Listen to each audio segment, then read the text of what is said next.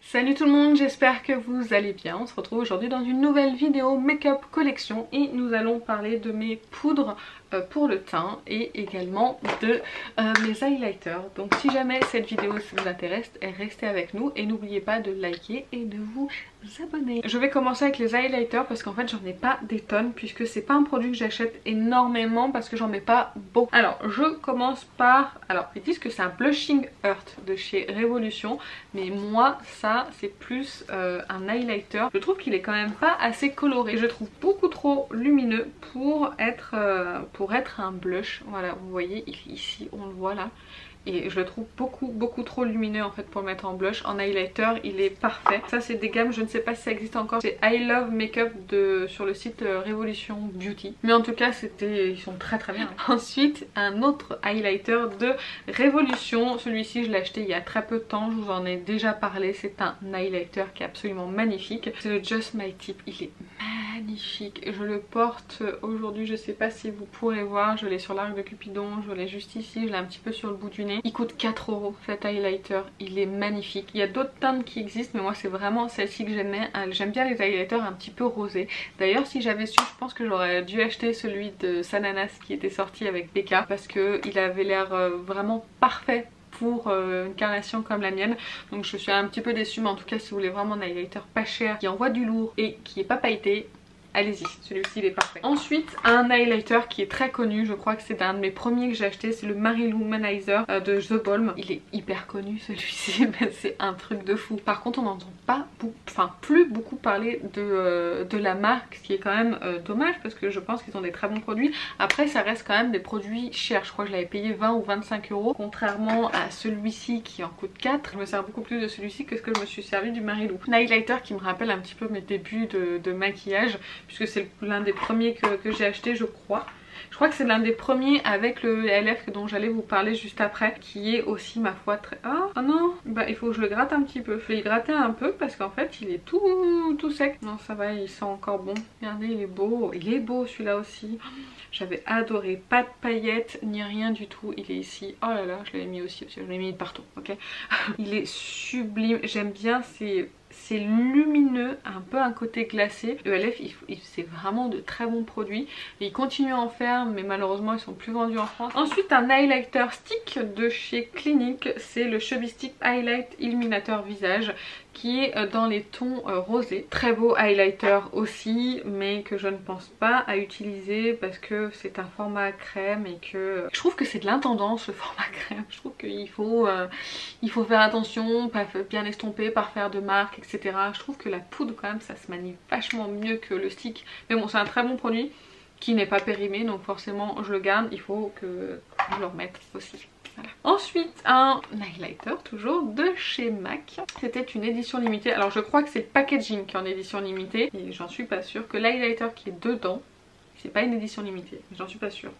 C'est le Oh Darling Extra Dimension Skin Finish. C'est un très bel highlighter, mais celui-ci est dans les tons dorés. Et malheureusement, les tons dorés, c'est pas ce qui me va le mieux. Moi, on est plus sur des tons rosés. Mais vous voyez comme il est beau, là on le voit bien là, avec le reflet.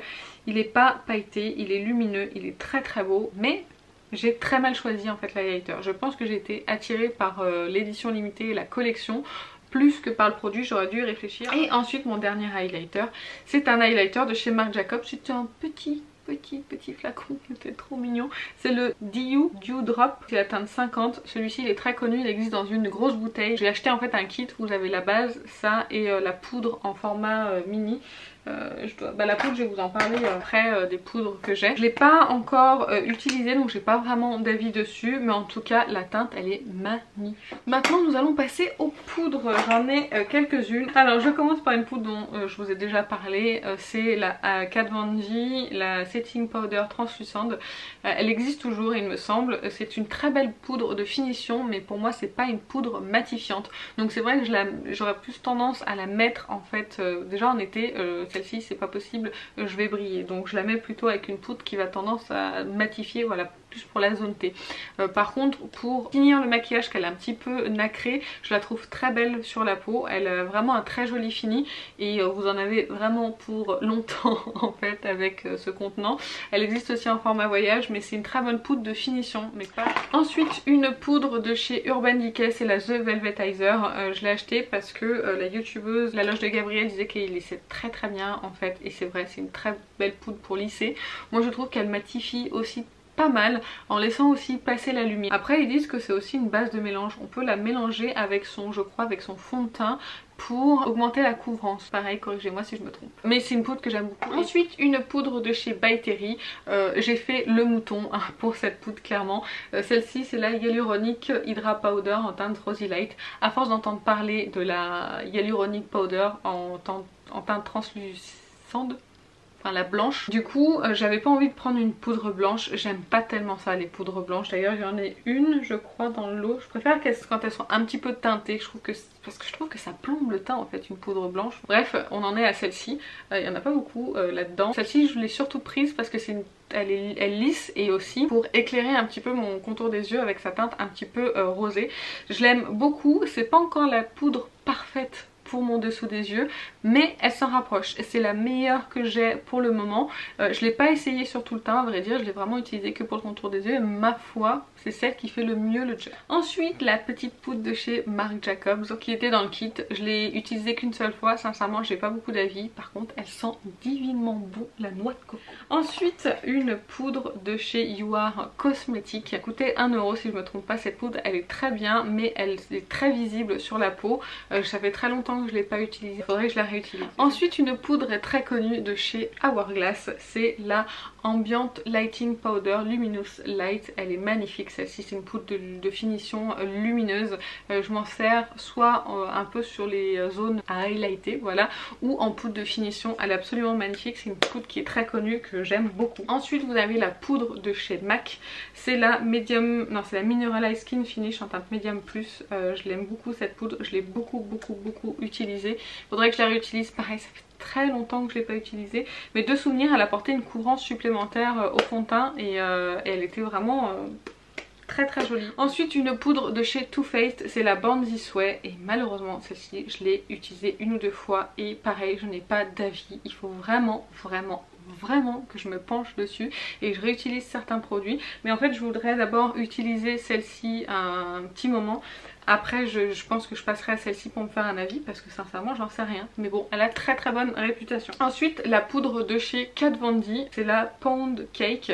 Je me suis jetée sur cette poudre, j'aurais peut-être pas dû. Elle déjà pour moi, pour faire je fais pas de baking déjà parce que ça sèche le contour des yeux, il est déjà assez sec, et c'est une poudre qui matifie vraiment très bien. Donc celle-ci pour la zone T pour moi elle est très bien, mais par contre pour le dessous des yeux c'est hors de question. Si vous avez la peau sèche pareil, c'est pas vraiment une poudre que j'aurais à vous recommander. Et pour finir la poudre que je n'apprécie pas, c'est la poudre lumineuse secrète dessous des yeux de Laura Mercier. Heureusement, Dieu merci, je l'ai achetée en miniature, en format voyage. Et je trouve qu'elle me blanchit le contour des yeux et je suis pas fan du tout.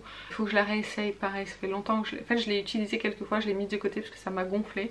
Tout le monde en dit que du bien, alors peut-être que j'en ai trop mis aussi, ça c'est possible. À voir, je la réessayerai et pareil, je vous en reparlerai. Il faut vraiment que je réessaye tous ces produit là et que je vous dise ce que j'en pense, et vous me dites aussi ce que vous pensez de cette poudre là, si vous l'avez essayé, si je suis la seule à ne pas l'apprécier à sa juste valeur, enfin en tout cas par rapport à sa réputation. Voilà, j'en ai fini avec ma collection de highlighter et de poudre. Si jamais ça vous a plu, n'hésitez pas à liker et on se retrouve très prochainement dans une prochaine vidéo. Salut.